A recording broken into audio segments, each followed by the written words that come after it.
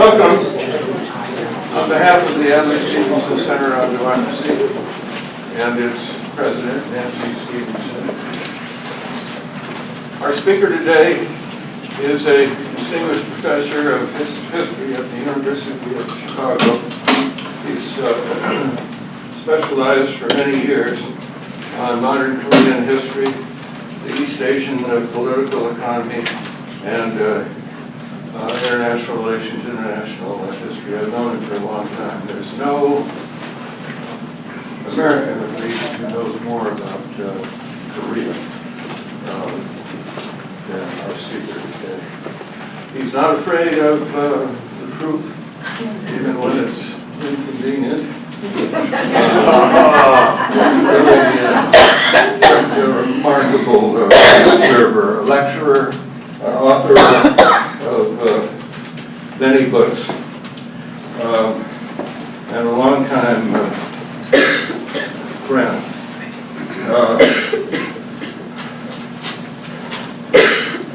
After we've had our Q&A, we will adjourn as usual to the historic home for socializing, for refreshments, and for book signing. Bruce has authored his latest book, The Korean War, which is a revelation. I mean, a shocking revelation. Even for me. I think I may have been there longer than him. But seriously, I've been there in Korea in many venues for several decades, starting as the Marine Corps Tank Platoon Commander in 1953. And this is a shocker, a real revelation from me. And I'm afraid it's true. It's lessons about this horrible, unnecessary war that just decimated the structures of the people of North Korea. But unnecessary. At least that's the way I read it, but he's going to tell you what he knows. It's a great privilege for me to give you a good friend, Professor Bruce Cumings.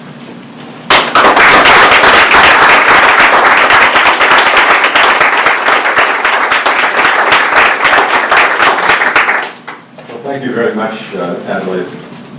Particularly coming from you, those are words of high praise. I am very happy to be here. This is actually my first visit to the historic home and the farm and the grounds. But it gives me the opportunity to tell a story that I've always wanted to tell. I didn't have a particular reason. My political awareness really began with the 1952 election when I was a little boy, but one of my cousins was extremely upset that Robert Taft did not get the nomination. Eisenhower beat him out, and my father was saying how stupid Eisenhower was, and the reason he didn't read much was because it was hard to keep his lips moving. I remember this kind of stuff. Historians now know that Ike was a much better president than my father or many other people thought. But I was very aware of Adlai Stevenson because my father voted for him in '52 and again in '56. And he always told me he was a New Deal Democrat. Well, he died in 1988, and my mother started telling me things that she was forbidden to tell me before. For example, my father always said she graduated summa cum laude from the history department at the University of Chicago. And when I was appointed 30 years ago at the University of Chicago in the history department, they pulled out their record and found out that she was a B- student. And I said this to her, Dad always said you were summa cum laude. And, oh, he said that to you? I was a sorority girl.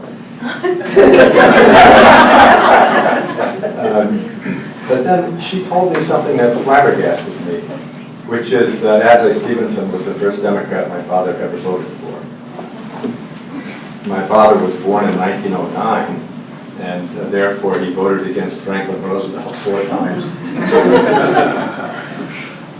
Voted for Cumings twice. And of course, political scientists say that we, children adopt the worldview and the politics and the political party of their parents through socialization. But I still can't quite get over it. And what drove him to the Democrats was McCarthy. He thought what was going on with McCarthyism was terrible, and that Adlai Stevenson was, in addition to being a politician, an intellectual, which of course, and there are many stories about that too. That's one of the reasons he lost those 2 elections. But the idea that he had voted for Alf Landon, just for it. Well, now let me talk about sources of North Korean conduct. This, of course, is the title which the Soviet Union substituted for North Korea of George Kennan's famous X article in Foreign Affairs. He signed it with an X in 1947 because he was head of the policy planning staff at the State Department and didn't want to sign his own name. Of course, everybody knew almost instantly that it was George Kennan because that was the moment of his maximum fame. He had authored the Containment Doctrine, also known as the Truman Doctrine, and that happened in the first 15 weeks of 1947. And what he said was that the Soviet Union was not a conspiracy to take over the world, to communize the world, as so many Americans thought, but it was a nation state disguised as a conspiracy. He was right about that.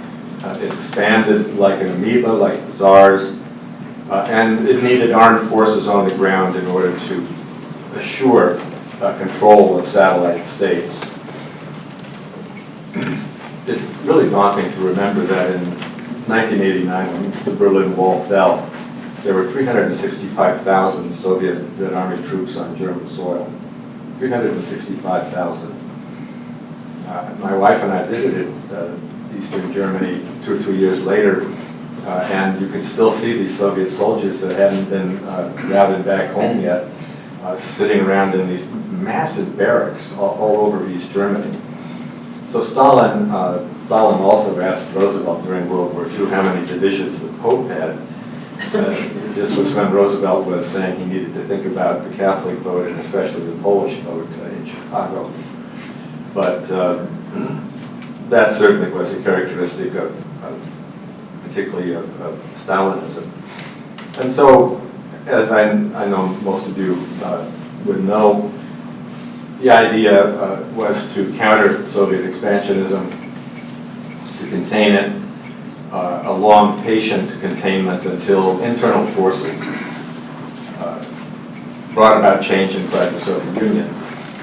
And even though it took a long time, that's exactly what happened in 1989 and then with the collapse of the Soviet Union in 1991. He made one mistake, which was to liken Soviet expansion to one of those old mechanical wind-up cars. Goes in one direction, hits a wall, spins around, goes in another direction, spins around until it finally runs out of energy. That led his successor in what was now the National Security Council, Paul Nitze, to really expand containment to the entire sphere around the Soviet bloc, Iran, Indochina, Taiwan, and South Korea. The last point on this slide has nothing to do with what I'm talking about today, except that Kennan hated nuclear weapons from the word go, and he wrote a very long memo in the State Department that was classified, of course, but it was published 35 years later, where he argued that these are diabolical weapons, they're unusable weapons, they aren't really weapons, therefore, and they ought to be got rid of. And now here we are today on the cusp of the worst nuclear crisis since the Cuban Missile Crisis. There's a very serious chance that nuclear weapons might be used in a war with North Korea. There is George Kennan, right around the time he wrote his article. North Korea has never been expansionist beyond the Korean Peninsula. It's not a threat to anybody else except perhaps Japan. Of course, it's a threat to South Korea and a threat to us as long as we make it our enemy. But the exception might be Japan. During the Korean War, Japan was a sanctuary for for the Air Force and the Navy. We still have many bases in Japan, but we used them, particularly our bases in Okinawa, to prosecute the war in Korea. And the North Koreans have been saying for decades that if there's a new war, that will never happen again.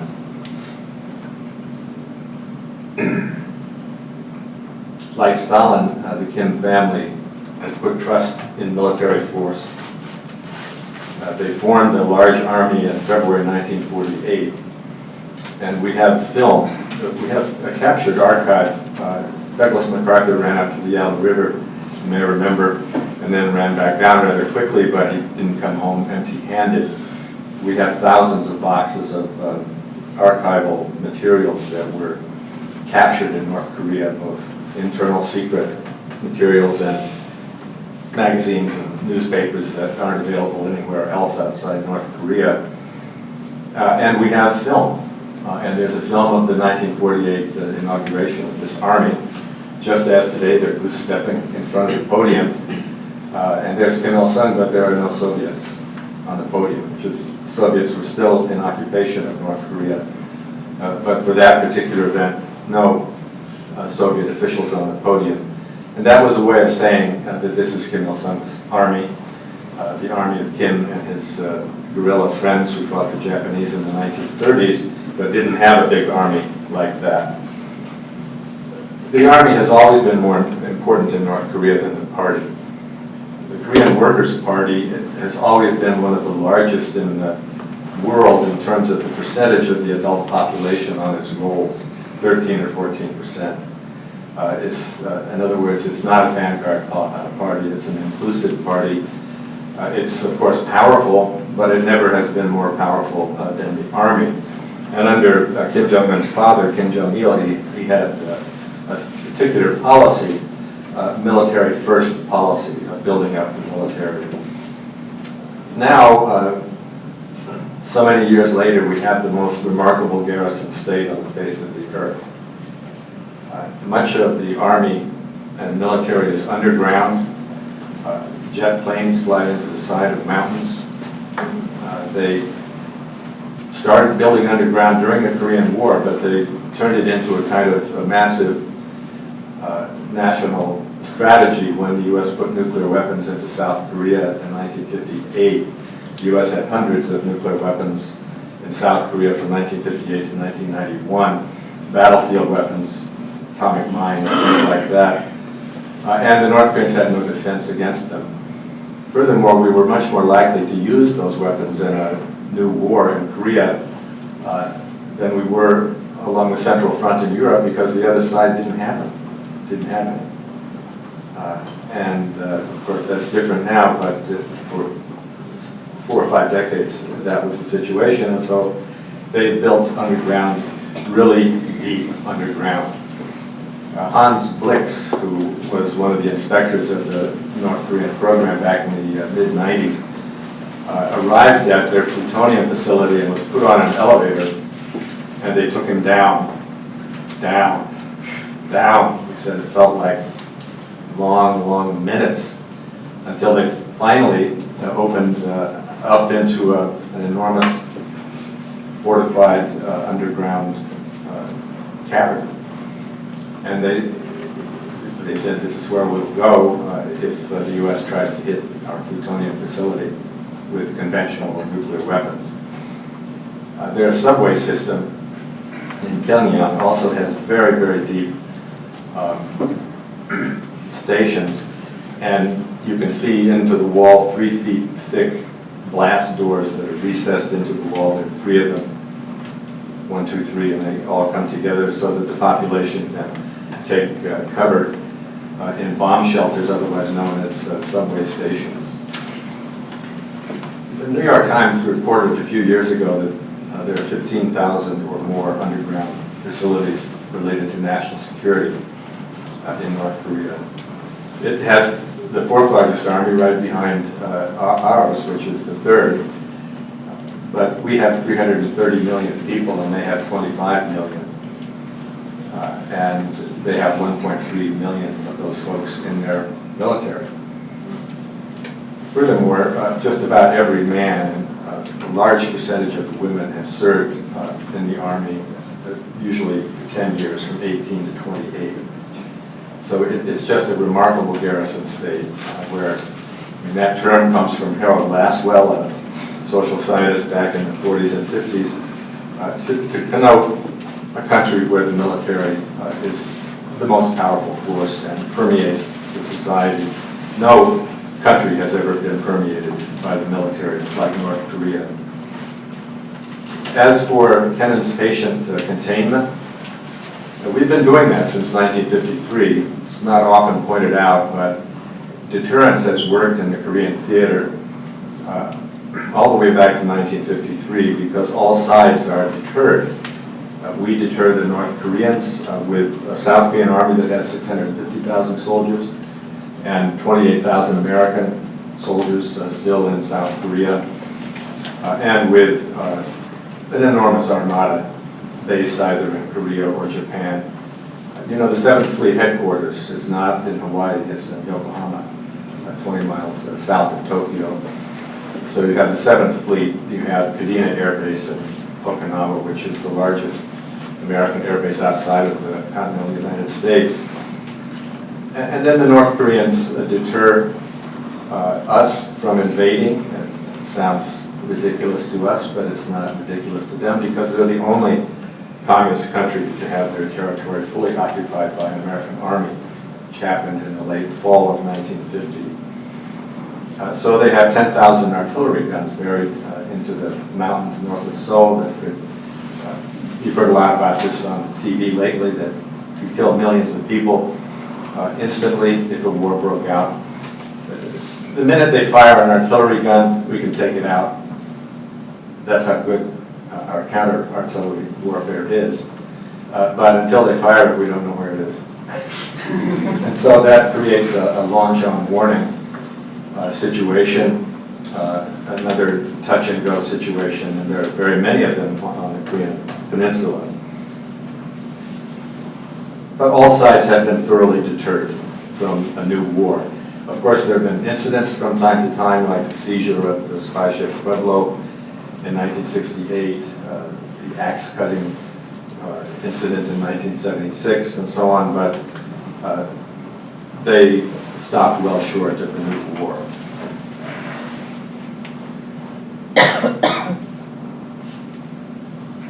I've been saying this first sentence for quite a while. Don't believe most of what you hear about North Korea. But I would say it's even more important today when I turn on CNN and I hear North Korea expert so-and-so and North Korea expert another so-and-so, and I've been in the field 40 years, never heard of these people. Never seen them, never seen any writings by them. And much of the discussion about North Korea is profoundly ignorant on all the spectrum, not necessarily something like the PBS NewsHour, which I watch religiously because it's one of the few places where we can get some good information and people aren't shouting at each other. But on CNN or Fox or MSNBC, they often have the same people about North Korea passing out the same misinformation. The one that I have heard of is Gordon Chang, who was basically a conspiracy theorist rather than a political scientist or historian, and has all sorts of weird theories about, particularly about North Korea's relationship with China. But I'll give you one example.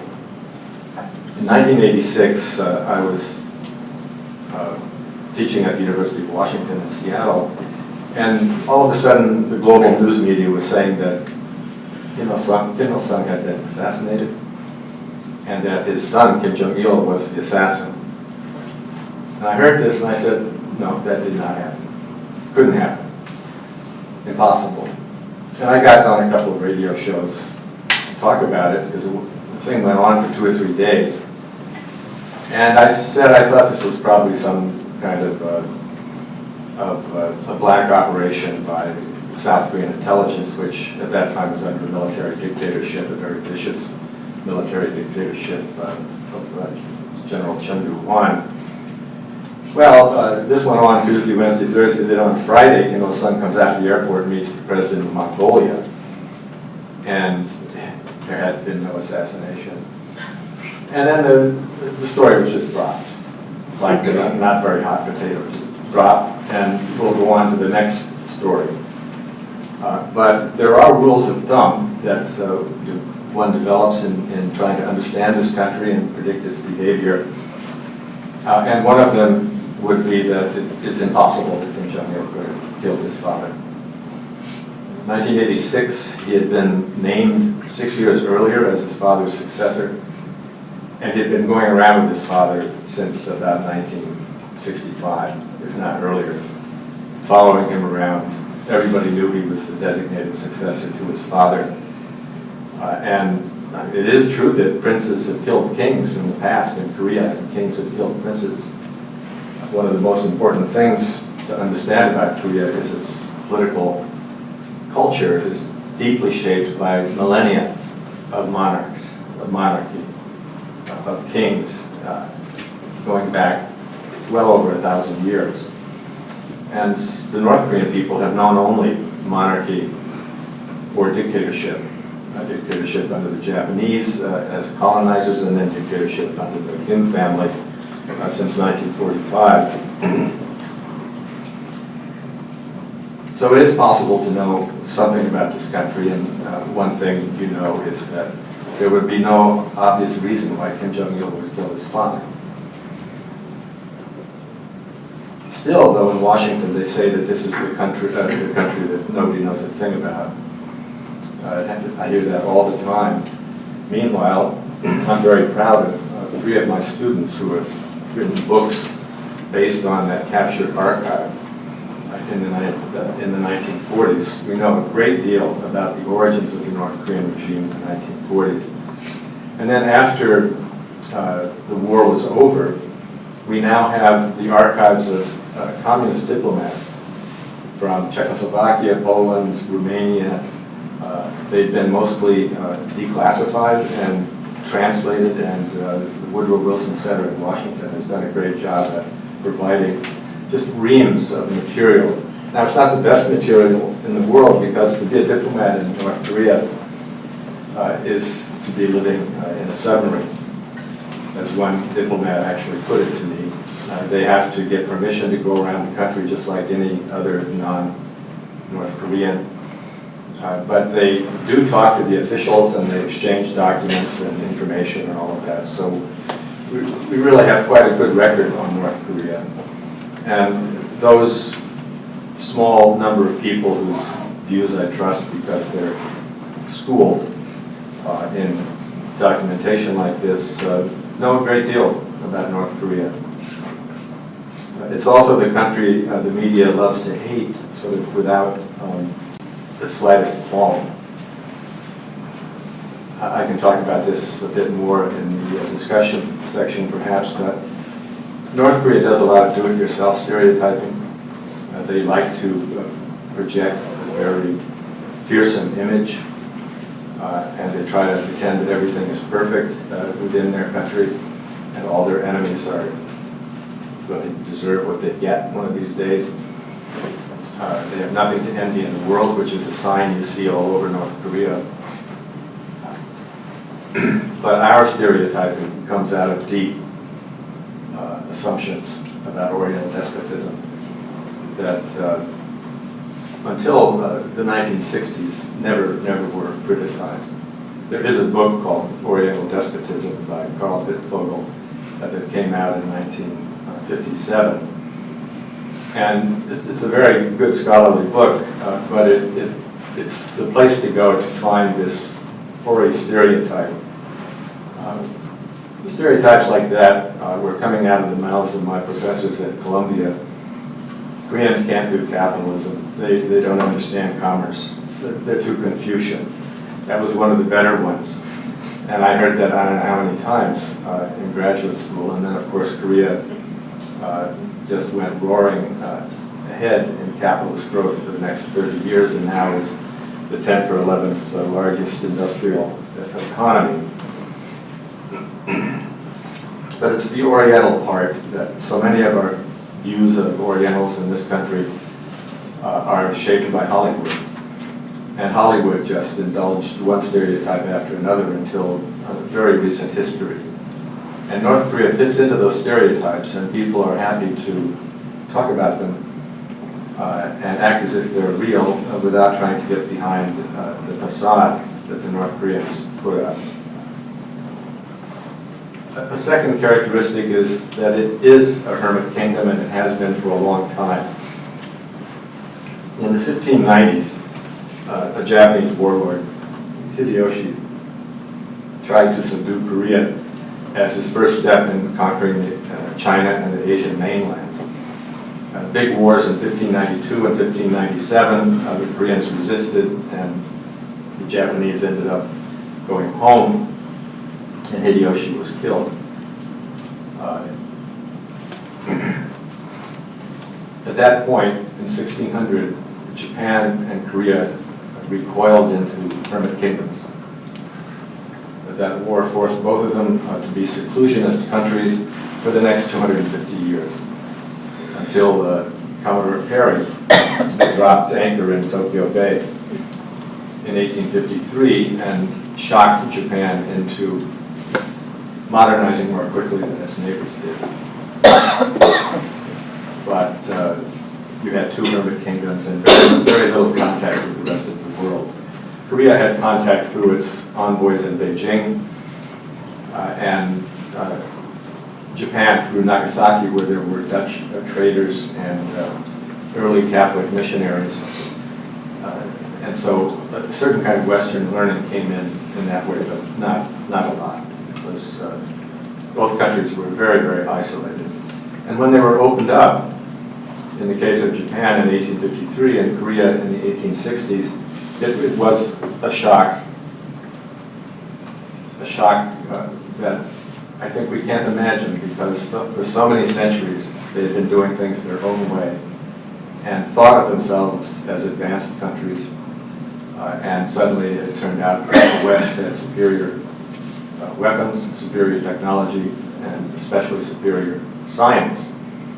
And it was a shock to Japan, and then a shock to Korea, and then over a 40-year period of trying to avoid being colonized, Korea was colonized by Japan in 1910. So we have not just the tradition of monarchy, but a tradition of isolation or even exclusion of foreigners, of keeping foreigners at arm's length.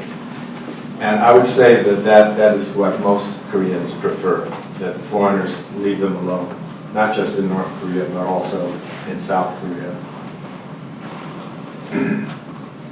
There were signs during the Cold War, watch out for Russian and Chinese spies in North Korea. They're two biggest allies, and yet they're worried about them spying. Even the Soviet ambassador had to get permission to take his car and drive around the country. And one of his officers is the one who told me that it was like living in a submarine. No foreign newspapers in North Korea, very few loan words. In other words, in South Korea you see all kinds of English words transliterated into Korean, Haisu, Korean, things like that. The North Koreans try to come up with their own indigenous words for things like ice cream. I don't know if any of you have ever read The King's Two Bodies. It's a rather difficult book about European monarchy, but it's one of the best books I've ever read about monarchy. On the one hand, you have the frail human being who happens to be king at a given time. And if you look, say, at Kim Jong-il, he didn't measure up to his father. I mean, literally, he was about a foot shorter. And he was overweight, and he didn't like crowds. He spoke exactly once to the North Korean people in his 17 years as leader of the country. And he was the frail vessel, but nonetheless you have the kingdom, the royalty, the monarchy going on. And they made Kim Il-sung into the eternal president of North Korea and got the Soviet specialists on necrology to come and make his body presentable in this massive mausoleum that they built.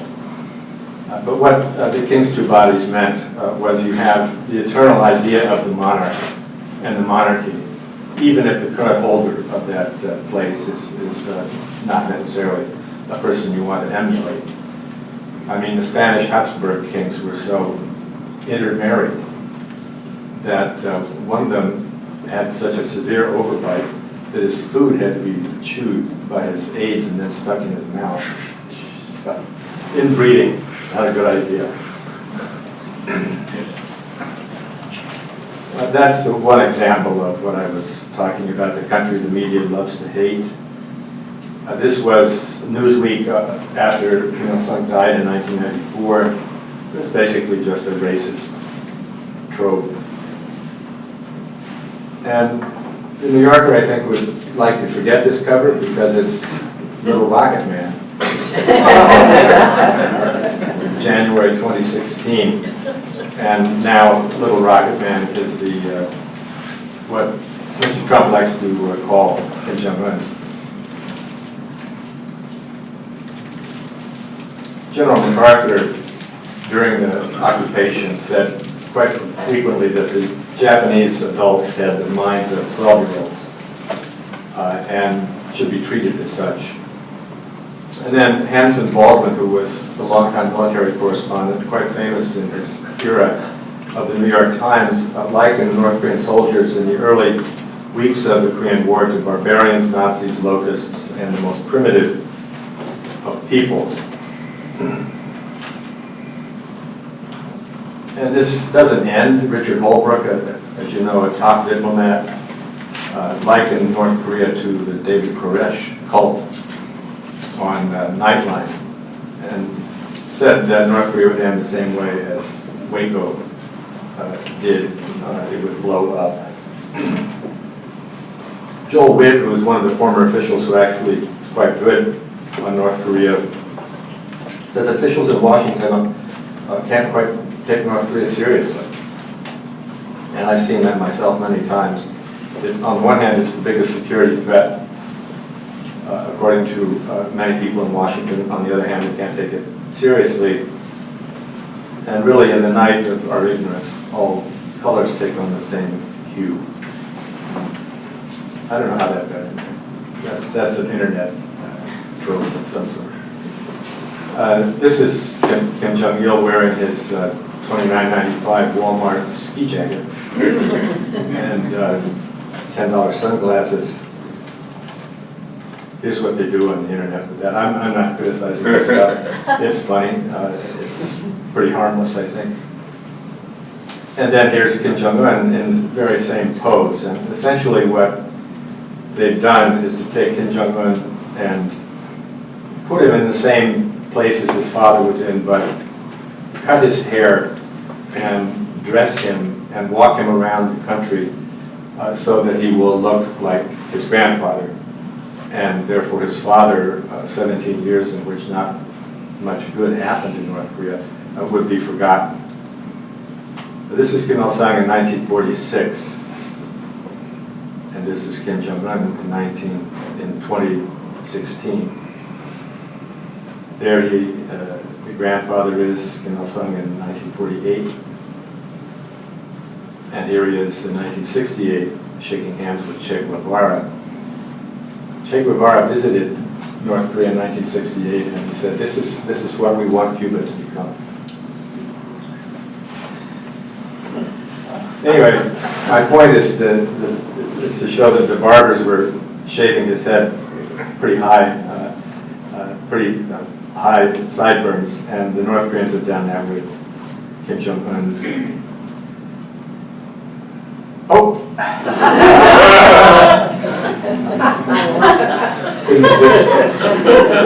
Yeah, the North Koreans aren't the only country with a leader that has strange hair.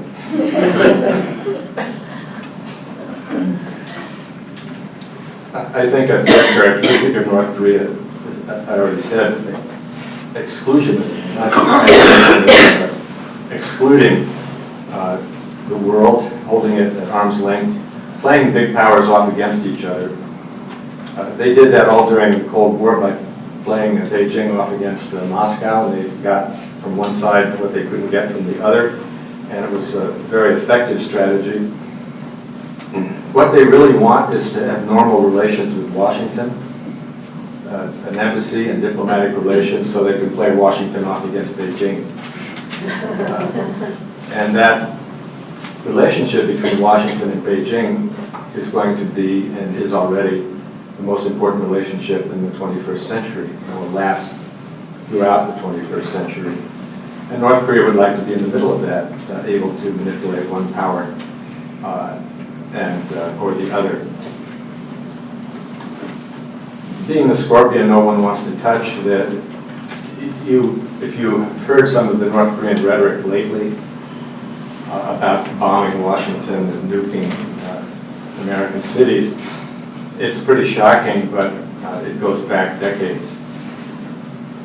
One of my advisors at Columbia went to work for Jimmy Carter in the late 70s as his national security advisor for China, Michael Oxenberg.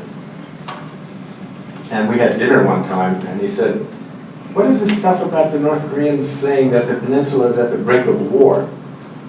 I mean, I don't know what they're talking about. There's nothing particularly going on except they're mad at us." And I said, "Well, I don't either, but they've been saying it for the last 20 years. And that was 1977 or 8. Here we are in 2017. Knowing how to say no, that might be the most important characteristic of contemporary North Korea. Remember the Japan that can say no back in the 80s? This, of course, meant say no to the United States. The China that can say no, that was 1995. The man in the suit to the left of Kim Jong-Un is Liu Yun-chan. He's one of the 7 members of the Standing Committee of the Politburo in China. Those 7 men are the most powerful men in China. He came to see Kim Jong-un and to ask him not to test an atomic bomb again. And he went home, and about a week or 2 later, North Korea tested an atomic bomb. This is Wu Da-wei, who is a leading North Korea expert in China. He came a few months later in February 2016, and he said, "Please don't test another long-range missile. It's causing a lot of problems for us. The U.S. keeps adding these anti-missile batteries." And they listened politely. He went home, and they tested a long-range missile a few days later. It was literally, I think, 3 days later. So they're saying no to their only ally and to a big power.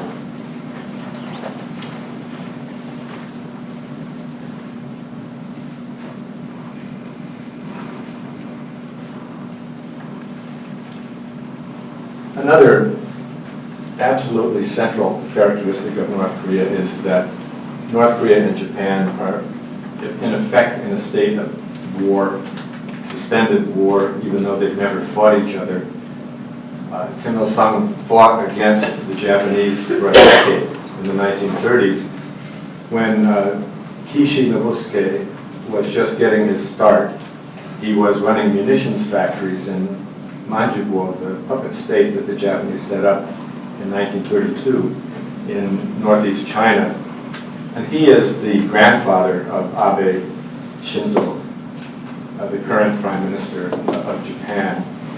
And most Americans, well, even our president, he called him Prime Minister Shinzo rather than Prime Minister Abe. People don't know much about Japan. And very few would know Kishi, even though he probably was one of the 2 or 3 most important politicians in post-war Japan.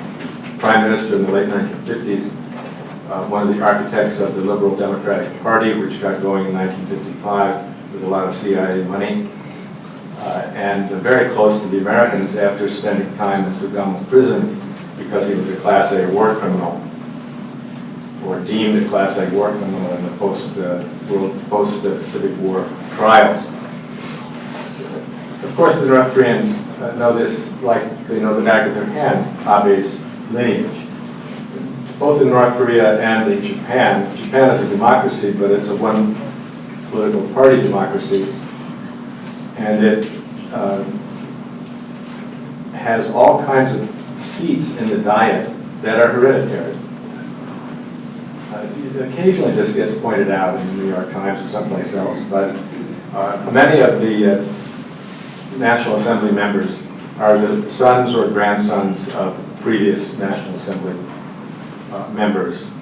And in North Korea, you've got a dictatorship and a communist party and all of that, but the elite traces back to the guerrillas who fought against Japan. The number 2 man today in North Korea is the son of another guerrilla leader from the 1930s. And they still have slogans in North Korea, live like the anti-Japanese guerrillas.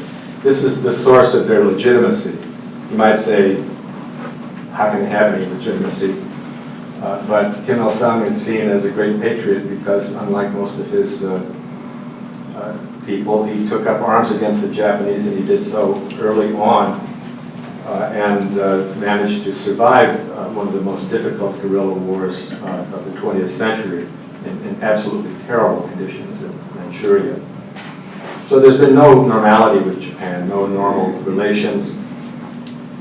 The anti-Japanese foundations of this state and this elite are absolutely critical.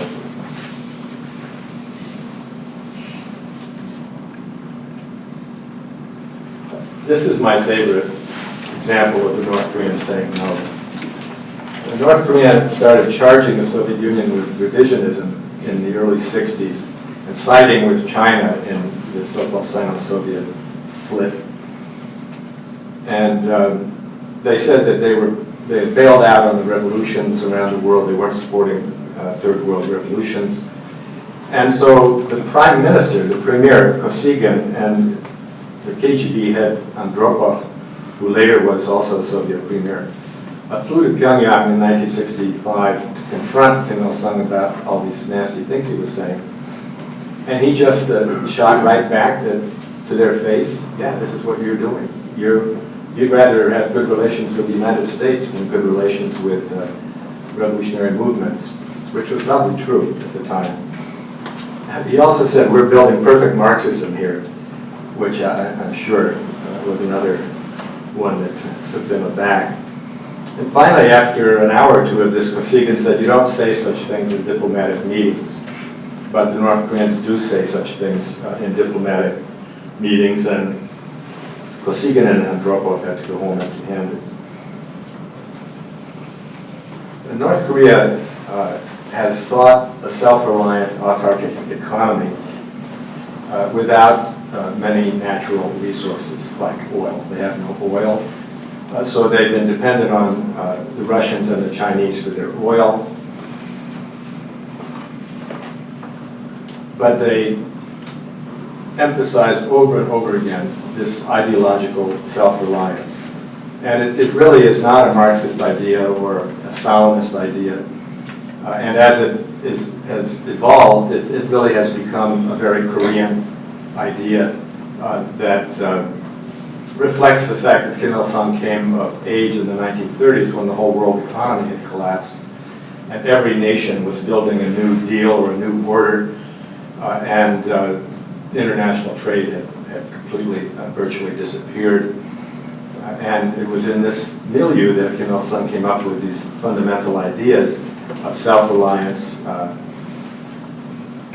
extorting aid from the outside world, not thanking people for that. Unification has been another central motive of North Korea's ideology, but I'm not going to get into that now. I'll talk about it if you like during questions. One of the aspects of the Korean conflict that hardly anybody understands, in my view, is that the Korean War was fundamentally a civil war. And deterrence in the Korean situation means that the U.S. deters the North Koreans or contains the North Koreans and constrains or restrains the South Koreans. We don't want the two Koreas to be alone on that peninsula by themselves. And that's why we've had troops there for 71 of the last 72 years, going back before the Korean War.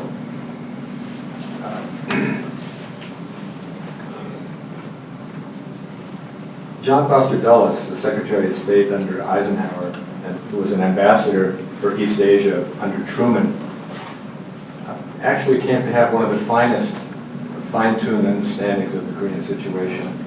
I didn't know this until I read through the National Security Council transcripts of the Eisenhower administration. And you find Dulles worrying that the South Koreans are going to start the war, or the North Koreans are going to start a war, restart the war in 1955-56. 1957, he says, the South Koreans might even infiltrate North Korea with one of their units, military units, put on North Korean uniforms and attack the South in order to justify starting up the war again.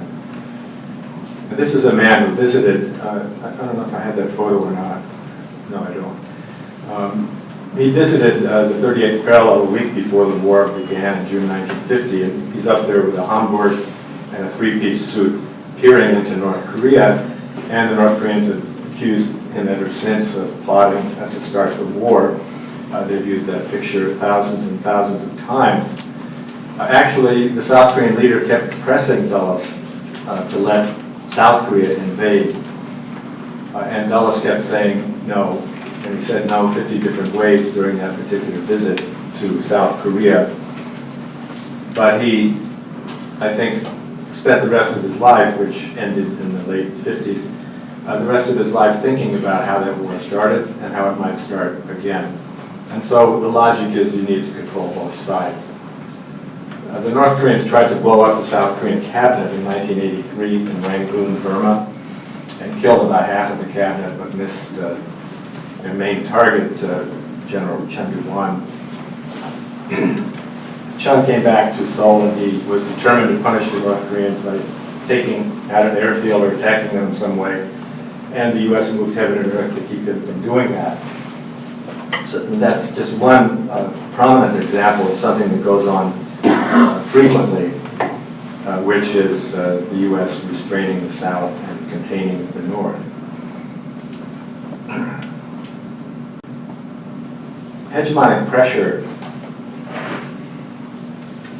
There's been no country in the world under such hegemonic pressure as North Korea.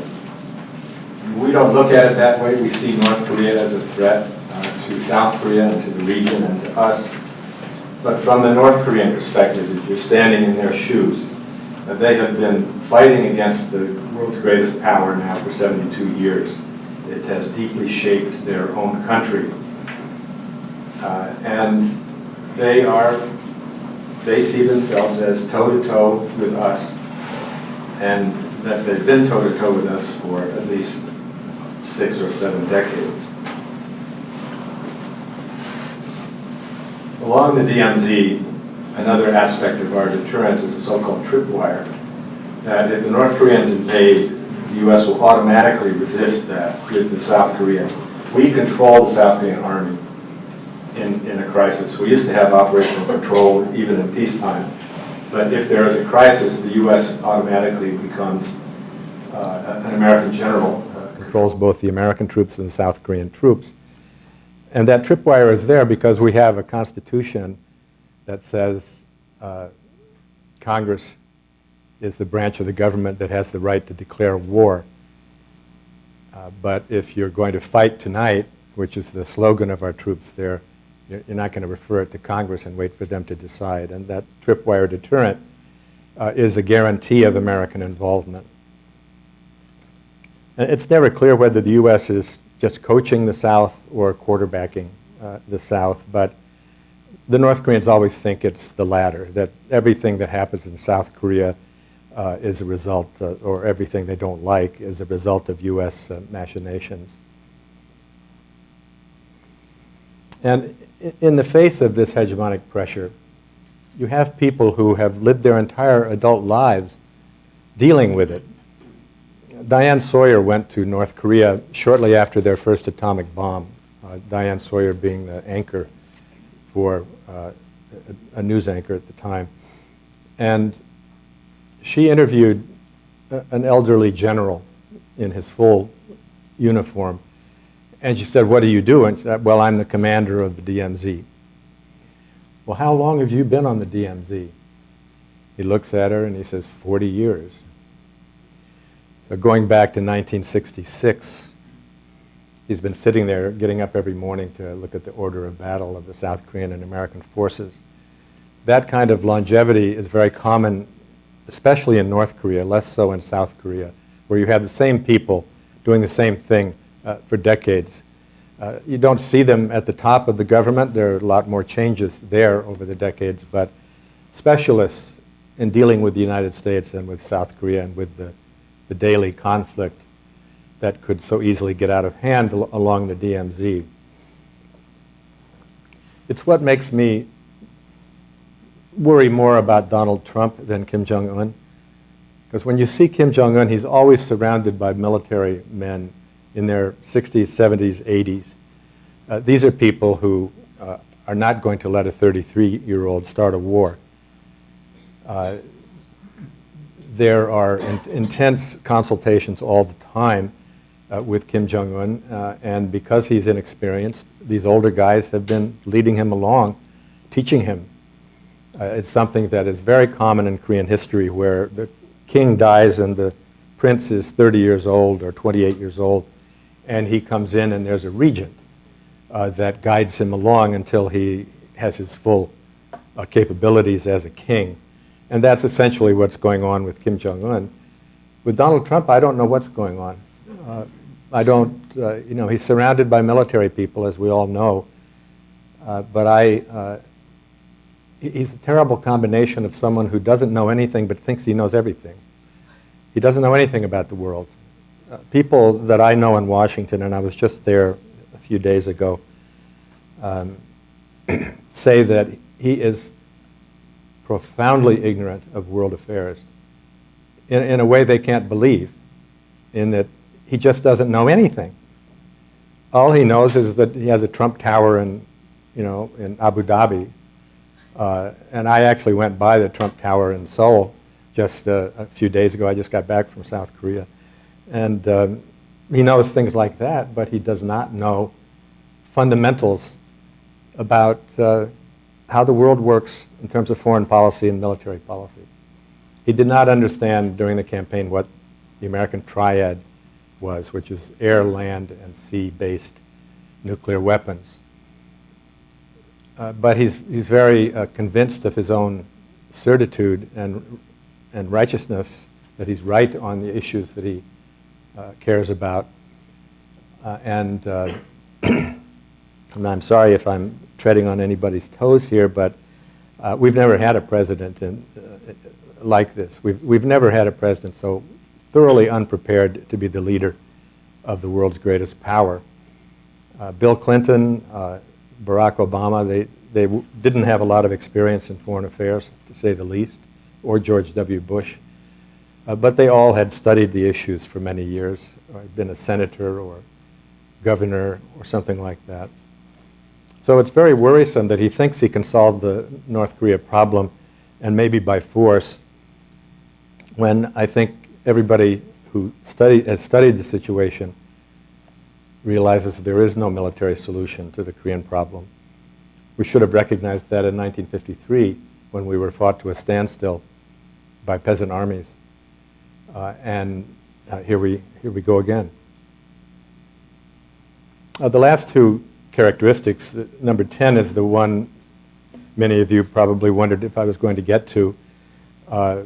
North Korea does have a remarkable combination of being shrewd in foreign policy, in their tactics and strategy, and having an abominable domestic policy, not just in a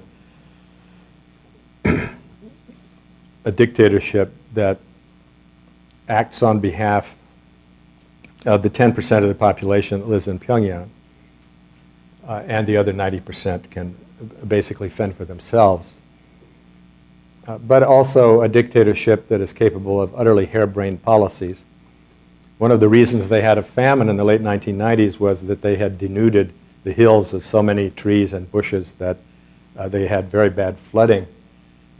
When heavy rains came, flooded out a lot of the, I think 40% of the arable land. It was a terrible trial for them, but it was partly their fault because they had destroyed the ground cover that would have kept the floods from being as severe as they were.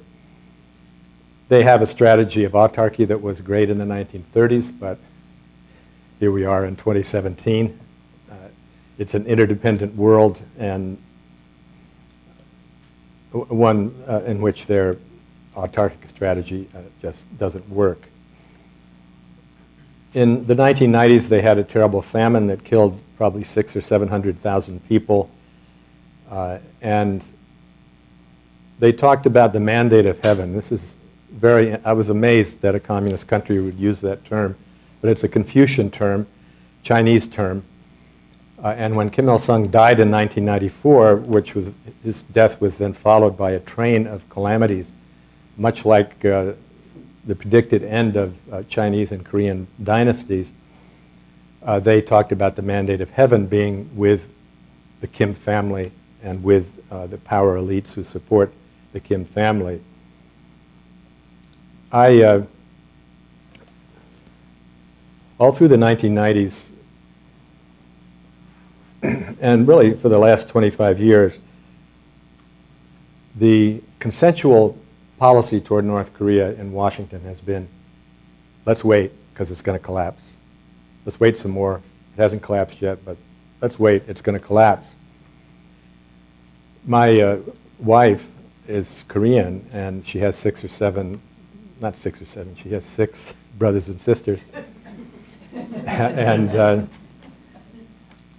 And an extended family. They're all college educated. They all speak and read English well, and so on.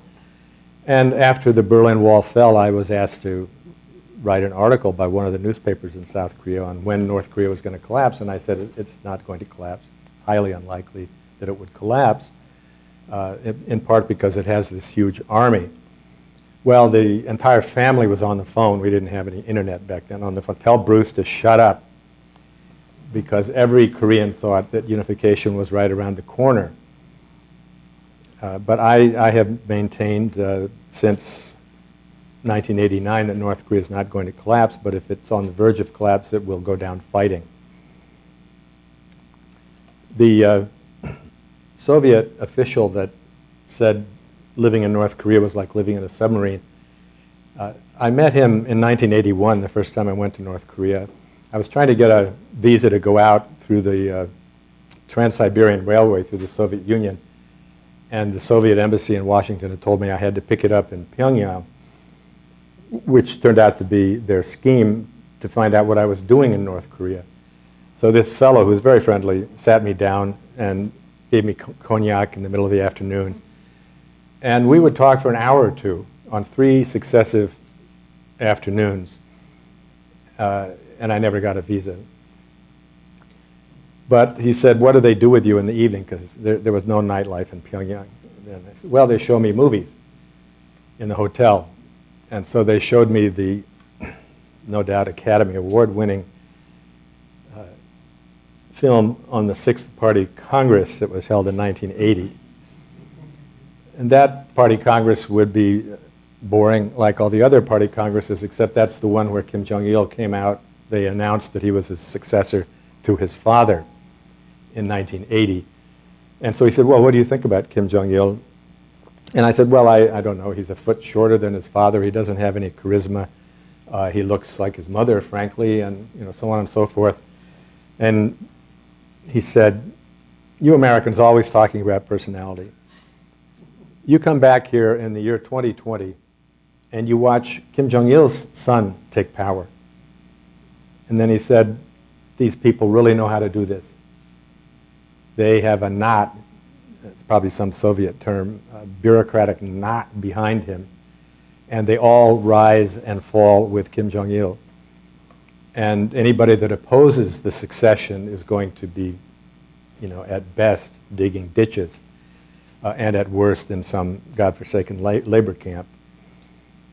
And that was the best prediction anybody has ever made in my presence about North Korea. And now we're in 2017. It's 3 years before 2020, but that's because Kim Jong-il died at a younger age than his father did. But I think if I had to make a prediction, and this is for you young people, 50 years from now, you may see a transition from Kim Jong-un to his son.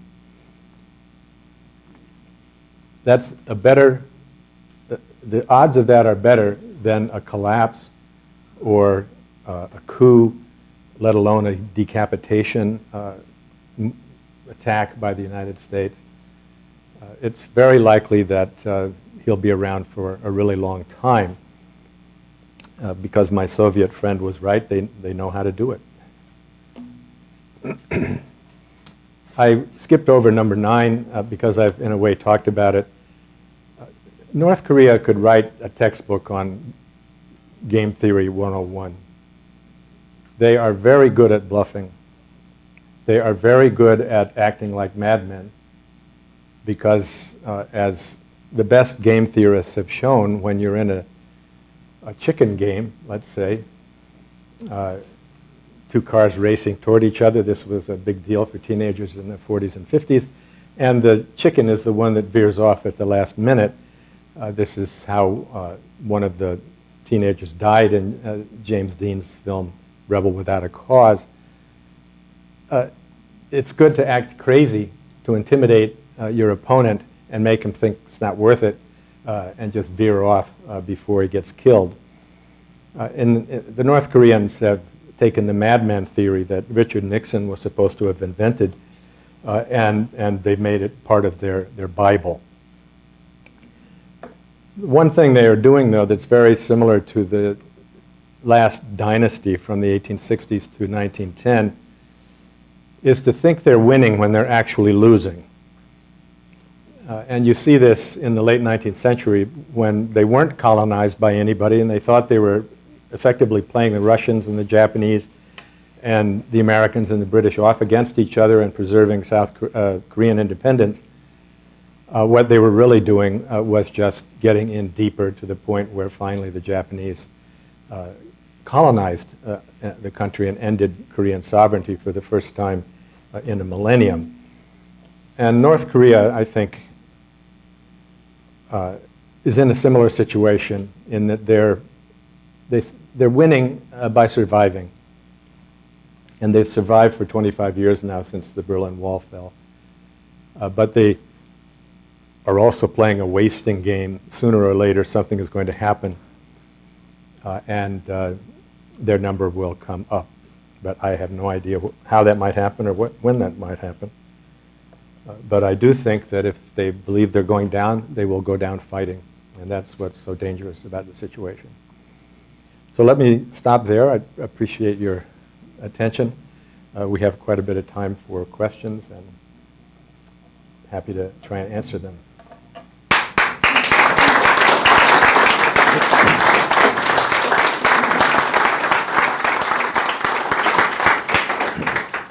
Thank you. Thank you very much. Yes? Let's stare into the abyss. What happens if there's another Korean War? What's going to come down? Well, it won't be a case of the North Koreans opening up with their 10,000 artillery guns and killing millions of civilians in Seoul. I think their strategy, and they've more or less announced it last summer, is to hit American military bases in South Korea, South Korean military bases, and American military bases in Japan and Guam. And that will cause us a great deal of trouble. I don't think North Korea would do that with nuclear weapons in the first instance, but it's a touch-and-go situation where, well, let me just give you an example. I was talking with a gentleman before I got up to this podium about a New York Times article showing that North Korea has these hackers, these computer hackers that are really quite sophisticated and advanced. And they took out 70% of Sony's computers when Sony sponsored a film that featured the assassination of Kim Jong-Un a couple years ago. And they've hacked into banks, and they apparently got the entire South Korean-American war plan a couple weeks ago, according to the New York Times, including our plans to decapitate the leadership. But what North Korea doesn't know for sure is our capabilities. Now, in the very same article in the New York Times, David Sanger, who has been following this as a reporter for years, this story, he said the U.S. has traps inside North Korea's computer servers. And I believe that's the second time he said that. I follow this stuff very closely, and I think that's only the second time. He doesn't give any evidence of where he got that, but he has excellent contacts in Washington. And as that article went on, toward the very end, it said North Korea doesn't know our capabilities. They might not know whether we can knock their entire electrical system out or not. And therefore, there's a premium on them firing first and early, getting their weapons out and off, because they're not quite sure of our capabilities. Now that takes what already was a very dangerous tripwire type of situation and ratchets it up to a really dangerous level. We don't know what they can do to us, and they don't know what we can do to them in terms of cyber war. But I don't think there's going to be a war. But if there is a war, it will be much worse than the Korean War. It will devastate Northeast Asia. It will likely involve the use of nuclear weapons. And it just can't happen because American scientists have shown that even in a small, so-called small regional nuclear war, say between India and Pakistan, that we would probably get a couple of years of nuclear winter out of that, meaning that crops would fail on a world scale, people would starve to death. Nuclear weapons just can't be used if the planet is going to survive. And that's why I really think it's terrible, just terrible that President Trump responds in kind or worse to the North Koreans with his flippant threats to totally destroy them. They're apparently talking to people in Washington about what this means because there's never been a president who says things like this. So I'm very pessimistic about the situation, but I still can't believe there will be a war because our generals in the Pentagon know just as well as North Korean generals what a nightmare it would be. Mr. Kang, is there a solution? Yes. Collapse is not a solution. The late Ambassador Scott Bosworth, you probably knew, former special envoy, suggested what he called a comprehensive approach. In other words, instead of focusing just on nuclearization and relying just on sanctions and isolation, which effectively escalates to nuclearization, put all the issues on peace and security agreements on the table, humanitarian assistance, development assistance, the military presence, the joint military exercises, incorporation in East Asia, MIAs. Give them a little wiggle room and try to come up with a solution. Is that a way to go? Is there a solution? Well, the Clinton administration, in tandem with the South Korean government under Kim Dae-jung in the last 2 years of Clinton's administration, 1998 to 2000, did wonders in moving North Korea along to a comprehensive settlement. The plutonium was still frozen from a 1994 agreement, and William Perry, who was running this process as an ambassador, former Defense Secretary Perry, had also worked out a deal that North Korea would stop building and selling medium and long-range missiles, stop testing them, and in return the U.S. would normalize relations with Pyongyang and provide aid because they were selling missiles on a world scale and making a lot of money as one of their big earners. provide aid for a number of years. And that deal involved Madeleine Albright, as Secretary of State, going to Pyongyang in November 2000. And then, of course, we had the election in that same month, and it lasted 5 or 6 weeks before the Supreme Court decided that George W. Bush would be president. And the Bush people just let that agreement drop and put North Korea on the axis of evil and so on, and we were back to a terrible confrontation.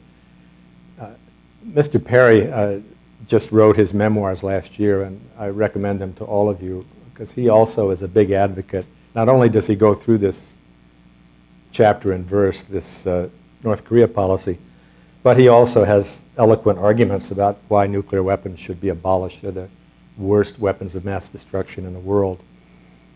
Anyway, that was a fairly comprehensive deal. It was going to include a final end to the Korean War with a peace treaty. And above all, what the North wants is recognition that they have not gotten from us for going back to 1948 when that regime was founded.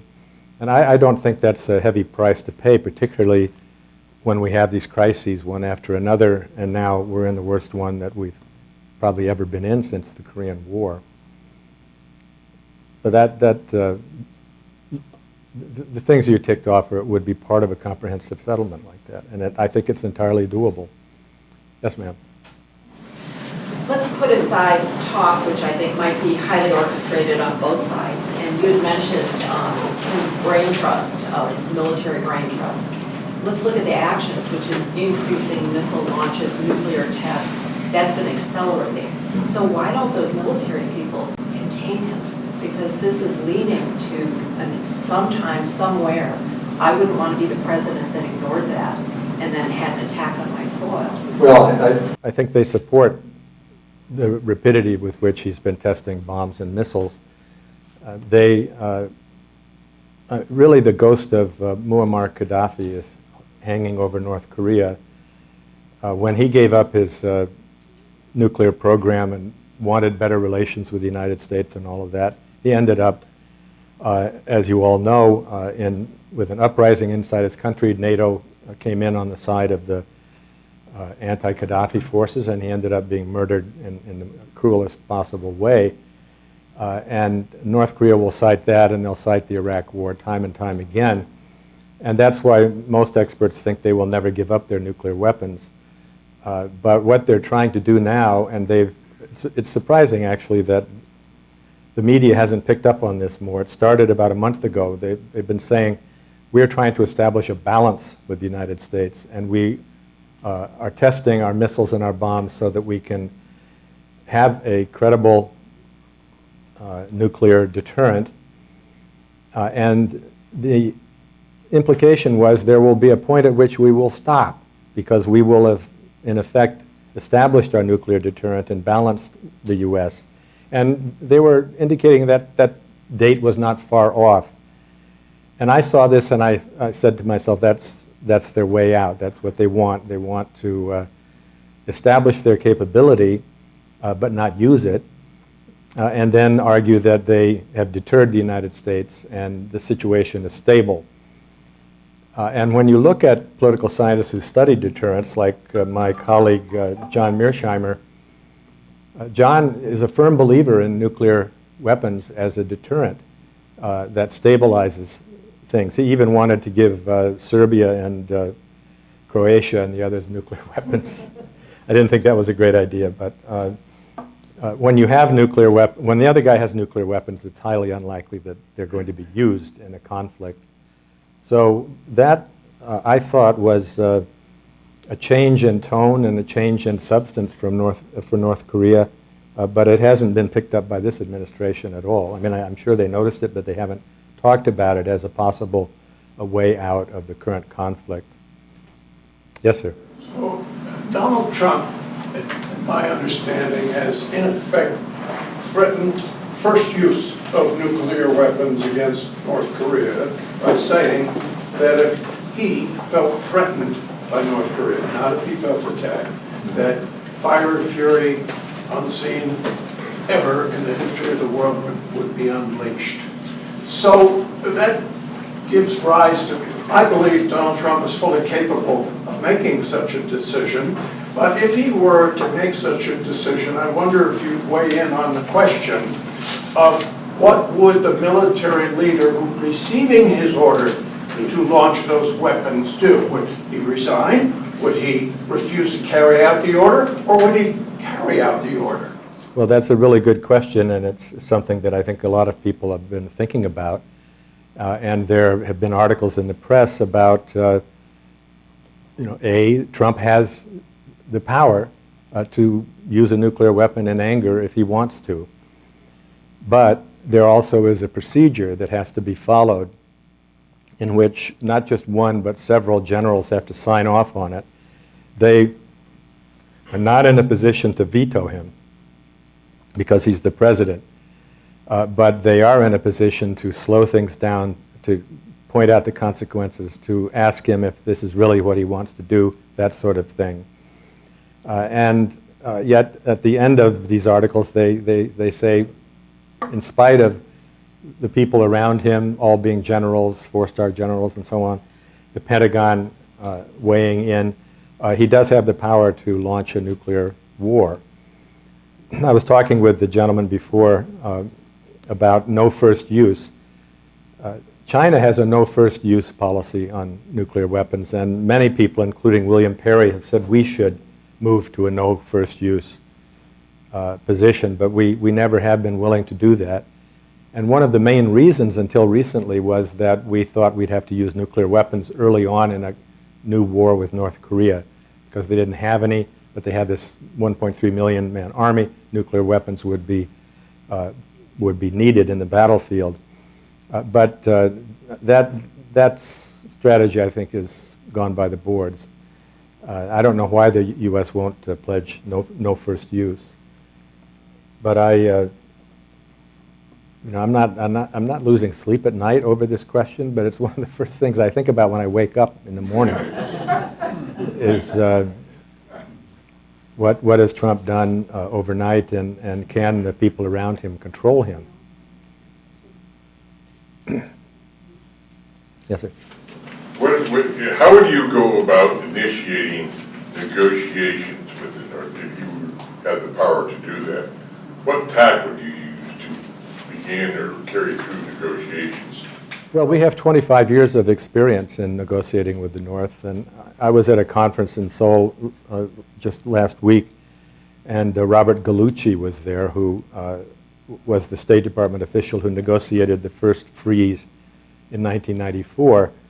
And I would send Robert Gallucci and two or three other people just like him to Pyongyang and get back to where we were in 2000 on at least capping their testing of bombs and missiles, and then bring out from our side the advantages of a normalized relationship with North Korea.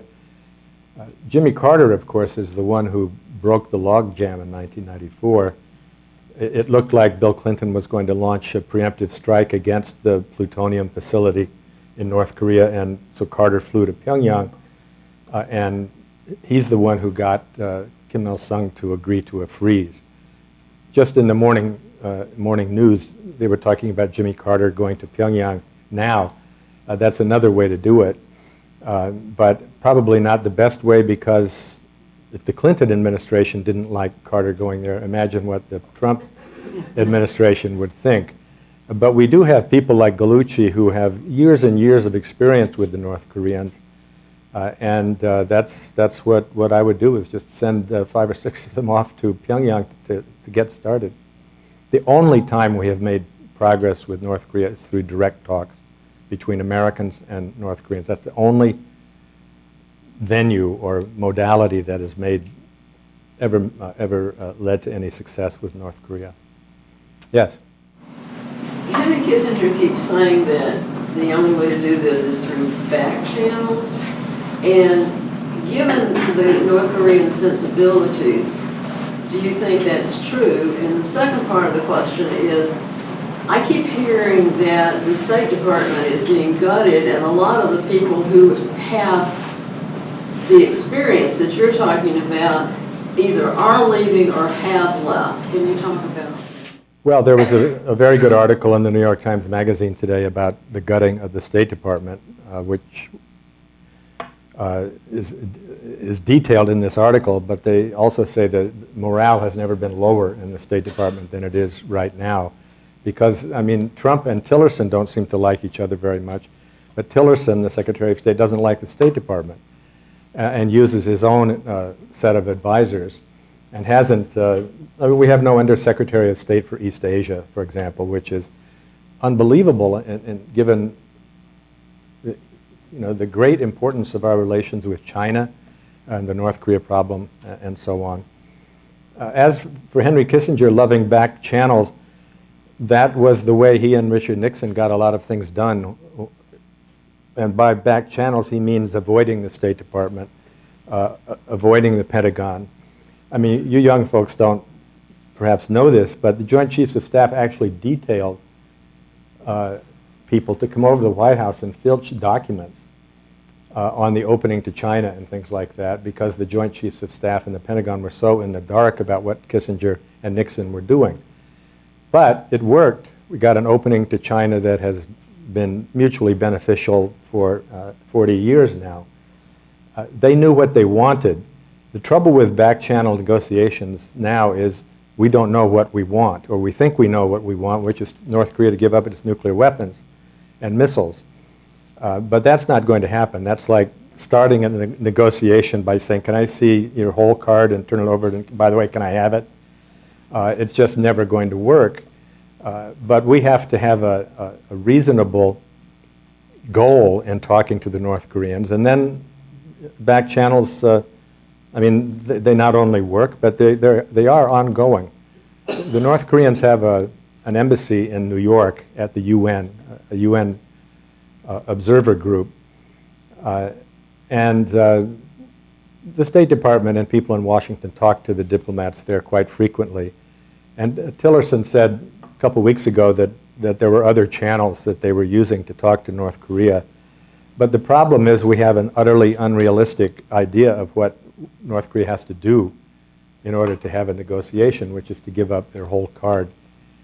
And they're not going to do that. So that's where we are. But I actually think this problem can be solved very quickly if you put experienced people, whether in back channel negotiations or openly discussed deals. If there was a will to do that, it could happen quickly, and it would have to accept North Korea as a nuclear weapons state, but cap things so they don't build an entire arsenal. Yes? We often hear about China and its responsibility to control North Korea, or its ability to control North Korea. Could you speak a little bit about that people like Trump suggest that if China got involved, they could solve this whole problem?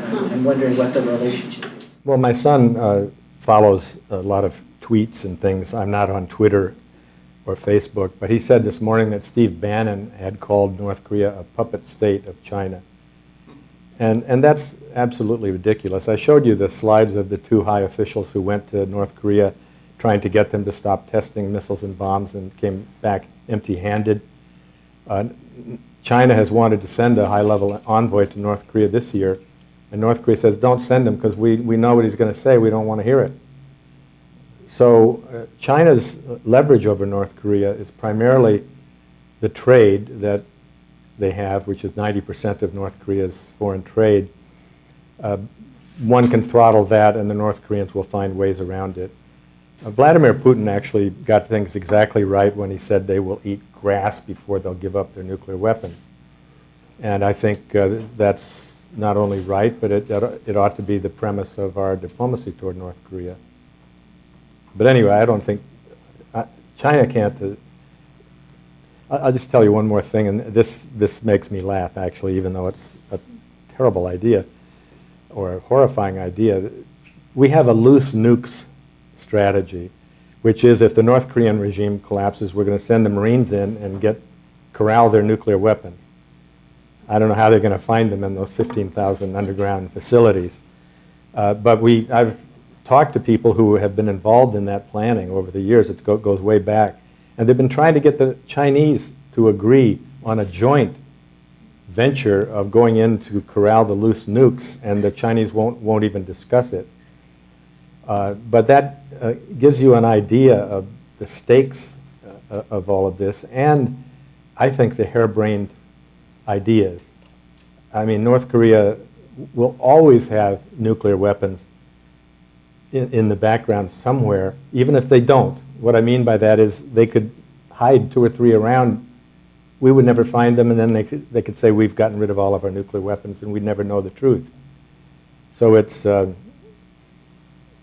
is a country that, almost more than any other country, is completely bloody-minded about its own sovereignty.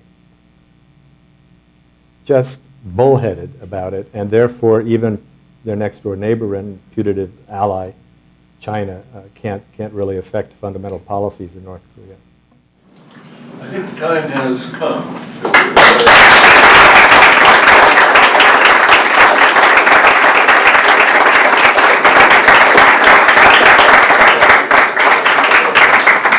Wonderful. We will adjourn.